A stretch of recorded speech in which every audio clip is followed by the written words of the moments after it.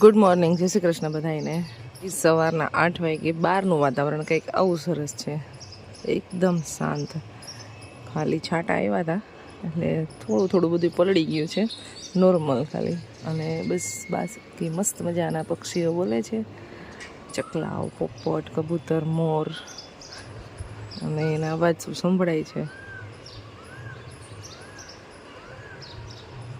ઉઠીને પછી ડાયરેક્ટ સીધું છે ને ફ્રેશ થઈ અને ટેરેસમાં આવવાનું હોય, કારણ કે અહીંયા ઉપર જ સૂતા હોય. પછી ટેરેસમાં થોડીક વાર 10-15 મિનિટ માટે ઊભી હોય અને થોડીક વાર મેડિટેશન ને એવું કરું, અને પછી નીચે જઈને નાસ્તો કરું. સવારમાં ભાઈ ટેરેસ ઉપર ખાલી થોડીક વાર ઊભા રહે ને તો એટલી મજા આવે, અને એટલું મસ્ત એટમોસ્ફિયર બહારનું હોય ને. જો મારા માતાજીને જવાનું છે વાડીએ જઈ છે. પાણી પી લઈ, ચા પાણી પી નાસ્તો કરીને પછી એડિટ કરશું, અને બી બુક રીડ કરવી છે આજે, તો બુક વાંચીશ. જો ચા કિચનમાં બને જ છે. અડધી કલાકથી વરસાદ આવે છે. મારા માતાજી બસની રાહ જોઈ વાડીએ જાવું તો ના ઉતારીએ, પલળી ગઈ. તો વરસાદ તો આવ્યો છે થોડીક વાર જ, પણ તો એ રોડ ઉપર જો પાણી કેટલું અહીંયા નીકળે. અત્યારે તો સાવા જે ઓલી સાઈડની ગટર હોય ને એનું જ છે. એટલી ગંદી સ્મેલ આવતી હોય ને આમાં છે ને હાલવું ગમતું ન હોય, એવું ગંદુ પાણી હોય સાવ. થોડો કઈ વરસાદ આવે ને એટલે ઉપર ડુંગરનું પાણી બધું ચાલુ થઈ જાય ને એટલે અહીંયા આટલા એરિયામાં તો બહુ ફૂલે ફૂલ ભરાય. તો આજે તો વરસાદ છે ને એટલે ઘરની બહાર નીકળાય એવું કાંઈ છે નહીં તો હું ને દિવ્યા બે ફળિયામાં બેઠા હોય અથવા દીવી અહીંયા આવી હોય, પણ વરસાદ હોય એટલે કોઈ કે ઘરની બહાર ના નીકળે, કારણ કે રોડ ઉપર તમે જોયું ને એટલું ગંદુ પાણી હોય તો બહાર નીકળે એવું હોય જ નહીં. ગાઈઝ, અમારે 7મ 8મની વાનગી બનાવવાની શરૂઆત થઈ ગઈ છે હવે. આ વખતે તો બહુ વહેલી ચાલુ કરી દીધી છે માતાજીએ. તો સૌથી પહેલાં બનાવવાના છે ગાંઠિયા. આજે તો ગાંઠિયાનો લોટ બંધાઈ રહ્યો છે. 2 કિલા છે ને લોટ, એમાં મોણ કેટલા પાવરા નાખ્યું, મતલબ કેટલો ગ્રામ નાખ્યું એ મોણ? 2 કપ. તો આઈ થિંક 100 ગ્રામનો છે ને કપ છે ને, તો 200 ગ્રામ જેટલું તેલ નાખ્યું છે. તો હજી જાજુ નાખી શકાય કેમ. અને સોડા બહુ ઓછા નાખવામાં આવે છે, અને ગાંઠી એકદમ મસ્ત તોય બને. લોટ બંધાઈને રેડી થઈ ગયો છે. આજે તો ભાઈ એકલા કરે છે, કોઈ હેલ્પ કરવા વાળું છે નહીં. ગાંઠિયામાં તો 2 જણાની જરૂર પડે. ગાંઠિયા ભરવાનો ડબરોય રાખી દીધો છે ને તેલ ગરમ મૂકી દીધું છે, અને આ લોટને હવે મસળવાનો છે. તેલ મુકાઈ ગયું છે, લોટ મસ્ત રેડી થઈ ગયો છે. હવે બસ એને ઢીલો કરતો જવાનો ને ગાંઠિયા પાડતા જવાના. આ છે કાઢવાનો જારો, જો ઓલું પાડવાનો જારો છે. પાડવાનો જારો છે ને એકદમ સરસ છે.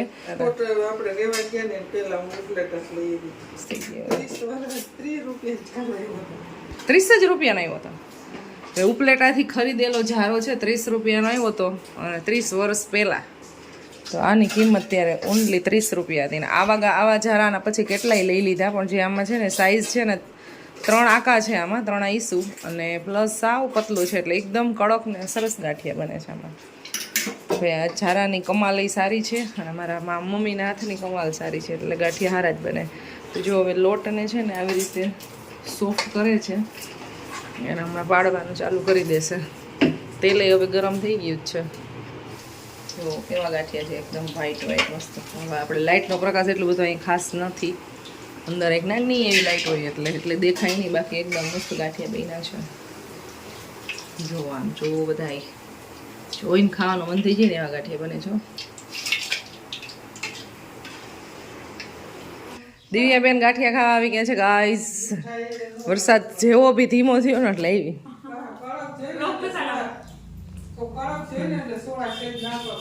વરસાદ અત્યારે છાંટા સાવ બંધ થઈ ગયા છે. કેવો સવારનો હેરાન કરે છે વરસાદ. આપણે બેન બહાર નથી નીકળવા દેતો. આજે બધા ભાઈ ગયા છે એક ફંક્શનમાં, મિત્તલ ને માનસી ને જેન્સી ને બધાય, અને અમે 2 જ ઘરે છીએ, હું ને દિવ્યા 2 છીએ, બાકી બધાય ગયા છે. કાકી ને બધાય, ખાલી મારા મમ્મી, બા ને કાકી એક, બસ એટલા નથી ગયા, બાકી બધાય ગયા ફંક્શનમાં. મારા પપ્પા બધાય એક સગાઈ છે એમાં.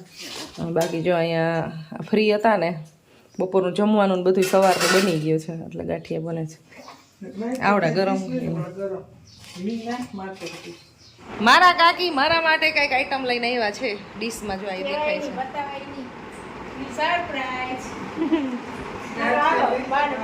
રોટલીનું હોય ને તો એને ચંદન ચકોરી કહેવાય પણ આ આઈટમ રોટલાની છે એટલે શું કહેવાય ને એ મને નથી ખબર કમેન્ટ કરજો રોટલાનું શાક કઈ છે વઘારેલો રોટલો કઈ છે એવું બધું કહે છાસિયું શાક હોય ને ગુલાબ સટ્ટો ચંદન ચકોરી પછી શું કહેવાય બીજું 2-3 આઈટ નામ છે પણ મને એક્ઝેક્ટલી યાદ નથી પણ આ રોટલાનું છે ને એમ નથી ખબર હોય કમેન્ટ કરજો ખબર હોય તો गाइस અત્યારે वागा जो 5:30 અને अभी हम सो रहे थे देखो यहाँ पे अभी भी है बेड पे और मम्मी ने बनाई है चाय पापा अभी देख रहे हैं मेरा वीडियो सुबह गाठिया जो बनाया था उसका वीडियो फेसबुक पे आ गया है वो अभी वीडियो देख रहे हैं और अभी हम नाश्ता करेंगे સવારથી બપોર સુધી ભાઈ ધોધમાર વરસાદ આવતો હતો પલળી જઈને એવો મતલબ અને અત્યારે તડકો નીકળો ભાઈ વાહ બાપુ ગાંઠિયા બની ગયા મારા પપ્પાને ખબર નહોતી એકચ્યુઅલી કે આજે ગાંઠિયા બનાવ્યા છે એમ પણ આ વિડીયો જોઈને એને ખબર પડી કે ગાંઠિયા બની ગયા બહાર ગામ ગયા હતા એટલે ફંક્શનમાં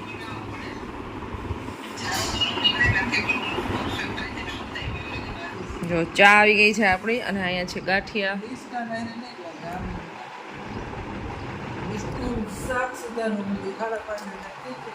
મારે માતાજીને રસોડામાં બહાર નીકળવાનું જ નહીં અત્યારમાં 4:30 વાગ્યા રસોઈ કરવી છે હાઈનની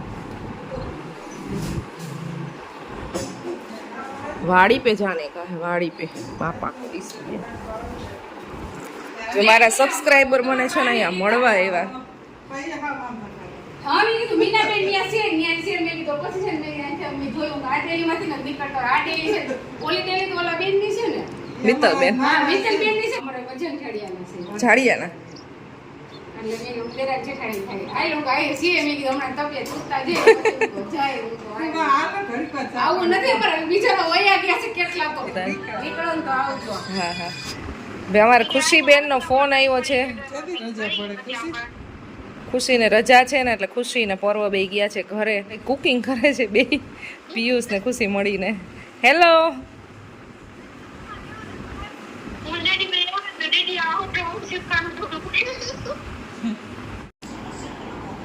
વાગી ગયા છે સાંજના 8:30 અને અત્યારે થાય છે ડિનર આજે બપોર પછી ચા પાણી પીવાઈ ગયા પછી હું બહાર નીકળી જ નથી સેટી ઉપર બેડ ઉપર જ એમને છું બધા એવા હતા હમણાં માનસી દિવ્યા ને જેની બધા સાથે વાતો કરી ત્યાં જમવાનું મમ્મીએ બનાવી નહીં બધું હું કરતી હતી એડિટિંગ હવે જમી લીધું છે અને જોઈએ હવે ચક્કર મારવી પડશે કારણ કે આ બધું છે ને આમ એકદમ આમ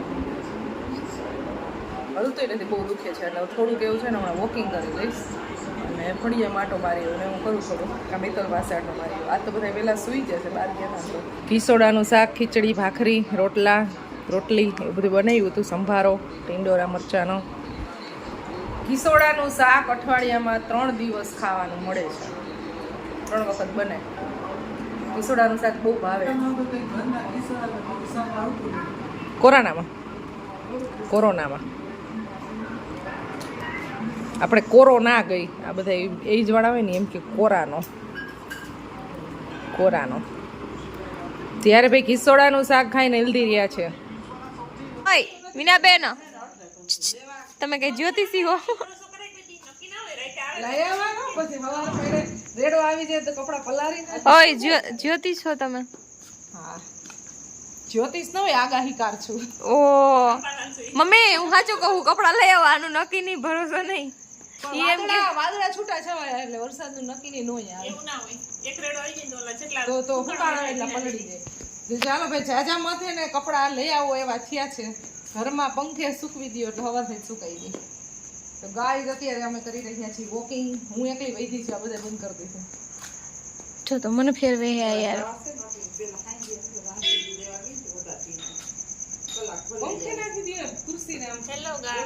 હેલો ખાટલા ઉપર નથી બેસવાનું ચેર લઈ આવું